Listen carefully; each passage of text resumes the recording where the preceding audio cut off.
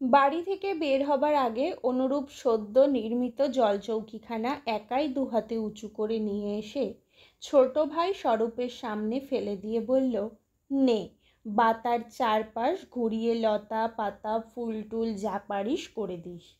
আমি যাচ্ছি হাটখোলা, আরও কিছু কাঠ নিয়ে আসতে হবে সরকারদের আড়ত থেকে। ওসব কুড়ে কাজ করবার সময় নেই আমার। শালা শাহুর শখ দেখো, কালী প্রতিমার চৌকি হবে, তা আবার ফ্রেমের উপর, কলকা না হলে চলবে না। বেশি খাটিস নে, পয়সা কিন্তু বেশি দেবে না। স্বরূপ হেসে বলল, আচ্ছা, সেজন্য ভেবো না দাদা। বাড়ি থেকে নেমে অনুরূপ হাটখোলার পথ ধরে। যতটা দেখা যায় অনুরূপের দ্রুত গমন ভঙ্গির দিকে স্বরূপ অপলকে চেয়ে থাকে। চলমান মানুষকে কি সুন্দর দেখায়। ধীরে ধীরে একটা দীর্ঘ নিঃশ্বাস বেরিয়ে আসে স্বরূপের। জীবনে আর কোনোদিন সে চলতে পারবে না। বহুকাল পরে আজ কদিন যাবৎ ক্ষোভটা আবার নতুন করে যাচ্ছে স্বরূপের। এতদিন সে যেন এ কথা ভুলেই ছিল। নিজের পায়ের অভাব বহুকাল তার মনে ছিল না। দাদা বৌদির অনুতপ্ত লজ্জা স্নেহ কৃতজ্ঞতা তার সমস্ত ক্ষোভকে ভুলিয়ে রেখেছিল।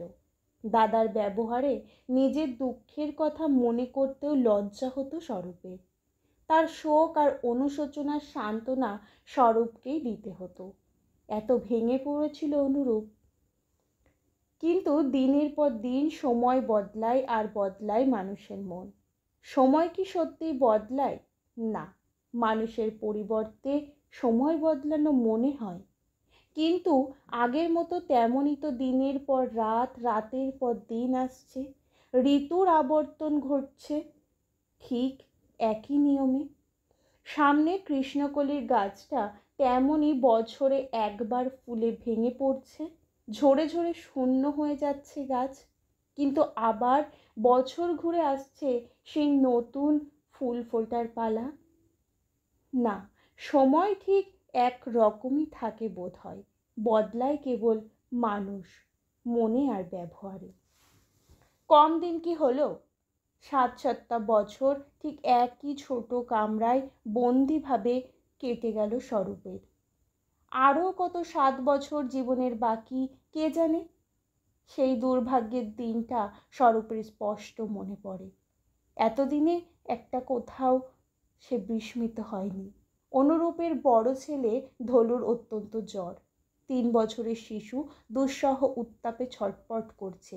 আর পিপাসা, পৃথিবীর সমস্ত জল শুষে না নিলে তার তৃষ্ণার যেন আর নিবৃত্তি হবে না।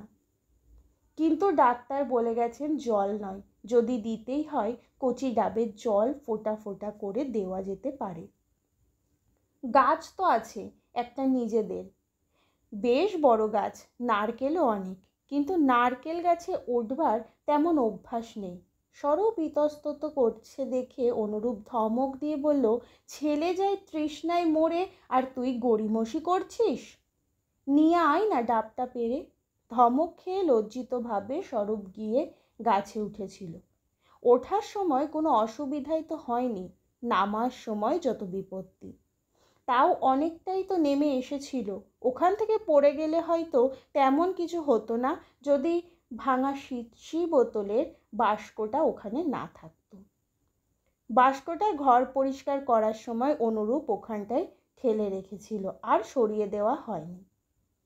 তারপর একটু একটু করে কাটতে কাটতে জেলা শহরের সিভিল সার্জন তার দুটো পায়েরই হাঁটু পর্যন্ত বাদ দিয়ে দিলেন। মাঝখানে একবার কলকাতায় অনুরূপ তাকে নিয়ে গিয়েছিল, কিন্তু তখন আর সময় নেই। সেখানকার ডাক্তাররা বলেছিল প্রথমেই নিয়ে এলে অন্যরকম হতো। ধলু বেঁচে উঠেছে। আশ্চর্য, তারপর থেকে তার আর কোনোদিন কঠিন অসুখ হয়নি। আর স্বরূপও তো প্রাণে মরেনি। নিচের দিকটা না থাকলেও শরীরের বাকি যেটুকু আছে সেটুকু তো সুন্দর, স্বাস্থ্যবান। ফাঁড়াটা কারো জীবনের ওপর দিয়ে যায়নি, কেবল পা দুটোর ওপর দিয়ে গেছে। এর চেয়ে বড় দুর্ঘটনাও তো ঘটতে পারত। এ কথা অনুরূপকে একদিন বলতে শুনেছে স্বরূপ। এমন কথা আগেকার দিনে অবশ্য অনুরূপ বলতো না, কিন্তু মানুষ যে একই কথা চিরদিন বলবে তার কি মানে আছে? এক এক সময় যদি তার এক এক কথা মনে আসে তা সে বলবে বই কি। জলচৌকিটা টেনে নিয়ে উড পেন্সিল দিয়ে তার পায়া আর বাতার ওপর লতা পাতার নকশা আঁকতে লাগলো স্বরূপ। পরে এগুলিকে বাটালি দিয়ে কেটে কেটে তুলতে হবে। ভাড়ার থেকে কিছু ডাল নিতে এসে বারান্দা দিয়ে ঘরে ঢোকবার সময় মল্লিকা একটু থেমে দাঁড়ালো।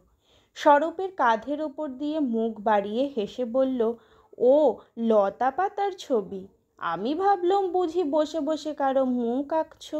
কি মনোযোগ, বাপরে বাপ! একজন মানুষ এসে গায়ের ওপর পড়লেও হুঁশ হয় না।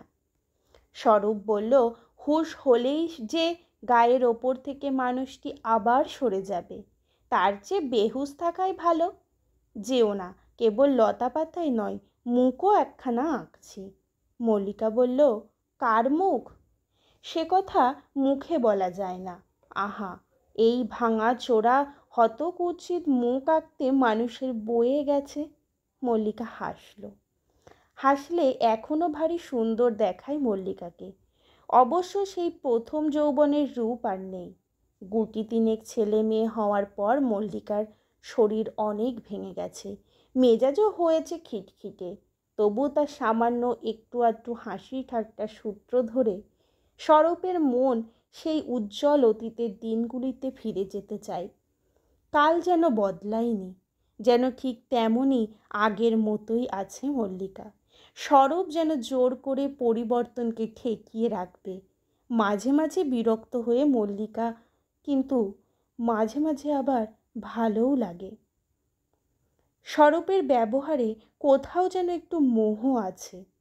একটু পরে মল্লিকা বলে, যাই যাই, রান্না চড়িয়ে দিয়ে এসেছি। ছোট্ট ছেলেটা কীরকম চেঁচাচ্ছে শোনো, এমন অশান্তই হয়েছে ছেলেটা। তুমি কিন্তু বেশ আছো ঠাকুরপো, এমন কোনো ঝামেলা নেই। তা ঠিক। নিচু হয়ে স্বরূপ আবার নকশার কাজে মন দিল। কিন্তু ছেলেটা সত্যিই ভারী চেঁচাচ্ছে। বছরখানেক মাত্র বয়স, কিন্তু সমস্ত বাড়িটা যেন ছিন্ন ভিন্ন করে ফেলবে। এমনকি আক্রোশ ওর গলায় এত তীক্ষ্ণতা। স্বরূপ একটু বিরক্তির সুরে চেঁচিয়ে বলে, এই মিনি, টেনু কাঁদছে কেন রে এত? শান্ত করতে পারিস না? নিয়ে যা ওখান থেকে কোলে করে। মিনি অনুরূপের বড় মেয়ে, বছর 5 বয়স। সে কোথাও খেলতে বেরিয়েছে, সে এলো না। তার বদলে ছেলেকে স্তন দিতে দিতে মল্লিকা নিজেই এলো। বলল, ভারী যে চটে গেছো ঠাকুরপো। স্বরূপ বলল, তোমার ছেলের জ্বালায় কি স্থির থাকবার জো আছে? ক্রমশই 1 ডিগ্রি ওপরে উঠছে এক একজন। এটি হবে সবচেয়ে সেরা, দেখে নিও। বেশ অপ্রসন্ন হলো মল্লিকা। জোর করে একটু হেসে বলল, কি করব ভাই, মেরে তো আর ফেলতে পারি না। মনে মনে হাসলো স্বরূপ। ছেলে মেয়ের বিরুদ্ধে সামান্য কিছু বললে মল্লিকা চটে যায়। ওদের কিছু বলা মানে মল্লিকাকেই আঘাত করা, অপমান করা।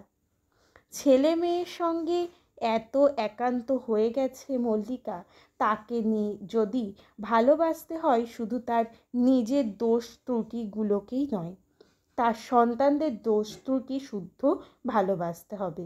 স্বরূপ জবাব দিল না। মেরে ফেলবার দরকার হয় না, শান্ত করতে পারলেই হয়। মল্লিকার মুখ কঠিন হয়ে গেল। বলল, শান্ত না হলে শান্ত করে কি করে? বেশ, দিয়ে যাচ্ছি, তোমার কাছে শান্ত করো দেখি তুমি। স্বরূপ সন্ত্রাসে বলল, না বৌদি, মাপ করো, আমার এখানে দিয়ে যাওয়ার দরকার নেই, কাজ আছে আমার। মল্লিকা আরও ক্ষুব্ধ হলো, বলল, কাজ আমাদেরও আছে। ভয় নেই ঠাকুরপো, তোমার এখানে সত্যিই দিয়ে যাব না। আমার ছেলে মেয়েদের যে তুমি দেখতে পারো না, তা অত স্পষ্ট করে না বললেও লোকে বুঝতে পারে। কি করব ভাই, তোমাকে সংসারী করবার চেষ্টা কি আমরা কম করেছি, কিন্তু মেয়ে দিতে কেউ রাজি হলো না। তাছাড়া তুমি নিজেও তো একেবারে ধনুভঙ্গ পণ করে বসলে বিয়ে করবে না। স্বরূপ বলল, পণ না করলেই বুঝি দুপা কাটা ছেলের কাছে কেউ মেয়ে দিত? তাছাড়া তখন ভেবেছিলাম বিয়ে করলেই তোমার সঙ্গে ঝগড়া শুরু হবে, কিন্তু বিয়ে না করলেও যে ঝগড়া বাঁধতে পারে তা তো ভাবিনি। মল্লিকা মুখ বাঁকিয়ে বলল, নাও, তুমি তো আছো কেবল তোমার রসের কথা নিয়ে। খেয়ে না খেয়ে আর তো কোনো কাজ নেই দিনরাত। বলে মুখ ঘুরিয়ে মল্লিকা চলে গেল। বিয়ে দেওয়ার চেষ্টা অনুরূপ করেছিল, এ কথা ঠিক, কিন্তু কিছুতেই হয়ে ওঠেনি। তাছাড়া স্বরূপের নিজেরও অমত ছিল, নিজেই চলতে পারে না, তার ওপর আবার একটা বোঝা। ব্যর্থ হয়ে অনুরূপ হতাশ ম্লান মুখে বলেছিল, আমার জন্যই তোর এত দুর্দশা, কিন্তু বিয়ে আমি দেবই তোর। মেয়ে কি আর ভূভারতে মিলবে না? টাকা থাকলে বাঘের দুধ মেলে, আর এ তো মেয়ে। পদ্মার পাড়টা দেখা হয়নি, ওদিকে একবার চেষ্টা করে দেখতে হবে। কিন্তু আমার সংসারও তো আমার একার নয়, তোরও। সব ভার, আমার স্ত্রী পুত্র সব তোকে আমি সঁপে দিলুম, সব তোর। সংসারের কর্তাও তুই। একথা শুধু মুখেই নয়, কাজেও দেখাতে অনুরূপ প্রাণপণ চেষ্টা করত। সংসারের সমস্ত বিষয় সম্বন্ধে সে স্বরূপের পরামর্শ জিজ্ঞাসা করত, তার পরামর্শ গ্রহণও করত। হিসাবপত্র, জমা খরচ খাতা তার কাছে এনে ফেলে রাখত। স্বরূপ যদি বলতো, অত আমাকে দেখাচ্ছ কেন দাদা, আমি তো আর তেমন রোজগার করিনি, অনুরূপ বিস্মিত হয়ে বলতো, রোজগার করিস নে মানে? আমার চেয়ে ঢের বেশি রোজগার করিস। শুধু ছুটোছুটি করি বলেই কি আমি বেশি রোজগার করি ভাবিস? আমার চেয়ে অনেক বেশি ক্ষমতা তোর, অনেক বেশি বুদ্ধি। তাছাড়া সূক্ষ্ম হাতের কাজে কেউ তোর জোড়া নেই। কারুকার্য সত্যিই বেশ ভালো করে স্বরূপ। খাট আলমারিগুলির অলঙ্করণ ছাড়াও মাঝে মাঝে কাঠের ওপর নানা রকম মূর্তি স্বরূপ বাটালি দিয়ে কুঁতে কুঁতে তুলছে। নিজে চলবার শক্তি নেই বলে যেন বিশ্বের গতিশীলতাকে সে কাঠের ওপর রূপায়িত করে তুলতে চায়। এ অঞ্চলে এমন কারিগর সত্যিই আর নেই। শুধু সাংসারিক বিষয়েই নয়, অনুরূপ নিজের স্ত্রীকেও বেশিরভাগ সময় স্বরূপের পরিচর্যায় নিযুক্ত করেছে। বলেছে, আহা, আমাকে তোমার দেখতে হবে না, আমার হাত পা আছে, নিজেরটা আমি নিজেই করে নিতে পারি, ওকে তুমি একটু দেখো, ওকে একটু ফুর্তিতেই রাখতে চেষ্টা করো। আমোদ প্রমোদের আমার অভাব কি? কত খেলাধুলো, বন্ধু বান্ধব আমার, কিন্তু ওর তো এখন আর সেসব কিছুই নেই। ওকে যাতে তুমি খুশিতে রাখতে পারো, আনন্দে রাখতে পারো, তার চেষ্টা করো। বড় আদরের ভাই আমার, এমন ভাই আর কারো হয় না। আত্মোৎসর্গের প্রেরণায় মনে হয়েছে স্বরূপকে এর চেয়ে বেশি কিছু দিতে পারলে যেন অনুরূপ খুশি হতো। কিন্তু অনুরূপের এই দান গ্রহণ করে স্বরূপ তেমন তৃপ্তি ছিল না। সে আবার মল্লিকাকে তার দাদার কাছে পাঠিয়ে দিত, বলতো, যাও, আর বেশি ভদ্রতা করতে হবে না, মন যে কোথায় পড়ে আছে তা তো জানি। মল্লিকা হেসে বলল, মন কি একটা আলগা ছেঁড়া ন্যাকড়া পুঁটলি যে কোথাও ফেলে রেখে আসবো? মন আমার সঙ্গে সঙ্গে থাকে। গল্প করতে তোমারই বোধ হয় মন চাচ্ছে না। স্বরূপ গম্ভীর মুখে জবাব দিয়েছে, ঠিক বলেছ, আমি একটু অন্যমনস্কই আছি, একটা মূর্তির কথা ভাবছি। আচ্ছা, তুমি এখন যেতে পারো। মল্লিকা ক্ষুণ্ণ হয়ে যেতে যেতে বলছে, সারাদিন তো তোমার ওই এক ভাবনা, কি যে তোমার ভাব কিছু বুঝতে পারিনি। তারপর মল্লিকা যখন স্বামীর সঙ্গে কথাবার্তা আরম্ভ করেছে, তখন হঠাৎ স্বরূপ ডেকে বলছে, বৌদি, শুনে যাও তো, জল নিয়ে এসো, আসবার সময় এক গ্লাস। শুনে অনুরূপ হেসে চুপি চুপি বলেছে, জলটা তো ছল, শুনে আসাটাই বড় কথা। এবার বুঝি মানভঞ্জনের পালা, দেখে শুনে বরের চেয়ে দেওর হতেই লোভ যাচ্ছে কিন্তু। মল্লিকা বলেছে, বেশ, আমার কি, যাব না আমি। না না, ছি, বললাম বলেই নাকি। মল্লিকা অবশ্য কৌতুক করে জল না নিয়েই উপস্থিত হয়েছে। কি, আবার ডাকছো কেন? জলের জন্য বললাম যে, জল আনলে না কেন? সত্যিই তুমি খুব তৃষ্ণা পেয়েছে? হ্যাঁ, কিন্তু জলেই এ যাত্রা মেটাতে হবে। তারপর দাঁড়িয়ে দাঁড়িয়ে অনেকক্ষণ গল্প করে গেছে মল্লিকা, কিন্তু সেসব দিন আর নেই। মল্লিকার অনেক কর্তব্য বেড়েছে, অনেক দায়িত্ব অলক্ষ্যে জীবনের সংসারে বিচিত্র অভিজ্ঞতা তাকে দূরে সরিয়ে দিয়েছে। কেবল স্বরূপ রয়ে গেছে একই জায়গায়। সে পঙ্গু, সে নড়তে পারেনি, কেবল তার জীবনেই কোনো অভিজ্ঞতার ছাপ পড়ল না। এখন তার মাঝে মাঝে মনে হয় ভূভারত খুঁজে অন্ধ খঞ্জ বোবা বধির যেমনই হোক একটি মেয়েও কি পাওয়া গেল না স্বরূপের জন্য? আর কিছু সে না হোক, শুধু একটি মেয়ে। মনে হয় অনুরূপ আর মল্লিকা ইচ্ছা করে তাকে ঠকিয়েছে, কেবল সোহাগ আদর করে ভুলিয়ে রেখেছে, পাছে স্বরূপের নিজের সন্তান এসে সম্পত্তির অংশীদার হয়। স্ত্রী পুত্র নিয়ে সম্পূর্ণ আপন একটি সংসারের জন্য স্বরূপের মন হাহাকার করে ওঠে। বেলা দুপুরের সময় খাটখোলা থেকে নৌকা ভরে কাঠ নিয়ে অনুরূপ ফিরে এলো।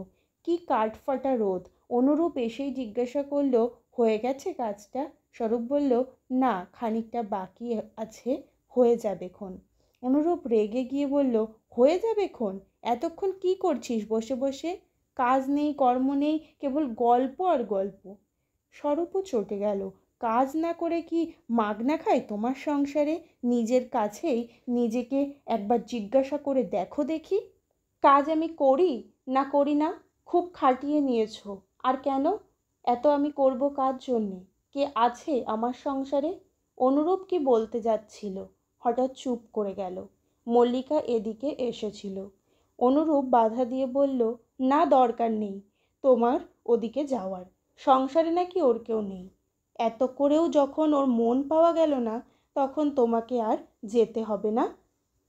মল্লিকা হেসে বলল, এতকাল যেতে দিয়ে এখন তোমার আপত্তি হলো এই বুড়ো বয়সে?